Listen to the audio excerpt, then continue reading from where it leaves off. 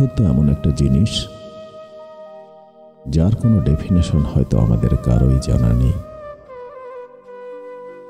বন্ধুত্বে নতুন পুরাতন বলে কিছু হয় না। বন্ধুর সাথে বন্ধুর কোনো তুলনা হয় না। বন্ধু মানেই কেবল বন্ধু। হয়তো সময়ের সাথে হারিয়ে যাওয়া বন্ধুত্বের মাঝে রেশটা কমে যায়, কিন্তু কিছু 20 বছর পর হয়তো সময়ের সাথে হারিয়ে যাওয়া বন্ধুত্বের মাঝে রেশটা কমে যায় কিছু। 20 বছর পর দেখা হলেও বন্ধু বন্ধই থাকে।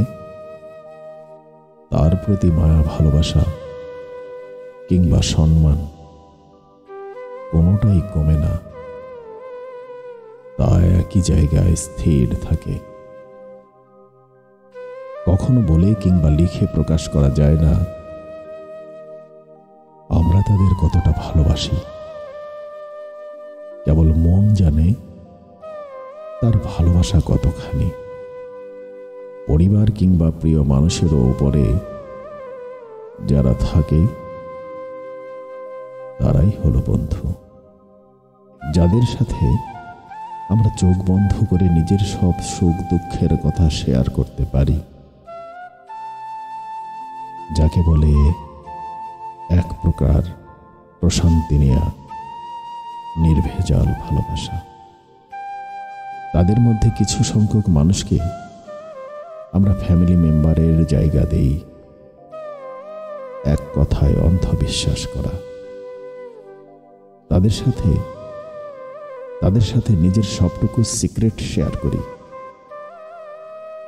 কিন্তু তারা যখন সেই সিক্রেটগুলো সবার সামনে তুলে ধরে, বাকিরাও তা নিজে মজা নেয়, হাসি ঠাট্টার পাত্র বানিয়ে দেয়, ঠিক তখনই নিজের কাছে নিজেকে দোষী মনে হয়। হয়তো বন্ধুত্বের প্রতি ভালোবাসাটা কখনোই কমে যায় না, কিন্তু আগের মতো বিশ্বাসটা আর করা হয়ে ওঠে না। পরের বার সুখ দুঃখ শেয়ার করতে গেলেও দুবার ভাবতে হয়। বন্ধুত্বের সংজ্ঞা বন্ধু নিজেই। বন্ধুত্বের ভাগ হয় না, ভালোবাসার ভাগ হয় না, শুধু অবহেলার কারণে বেঁচে থাকতে কষ্ট হয়। একাকিত্বের দায়ভার নিয়ে কষ্ট হয়। সব সঙ্গী সবসময় পাশে না থাকলেও দূর থেকে বোঝাতে হয়, চিন্তা করো না, চিন্তা করো না বন্ধু, আমরা তো আছি, থাকবো আজীবন।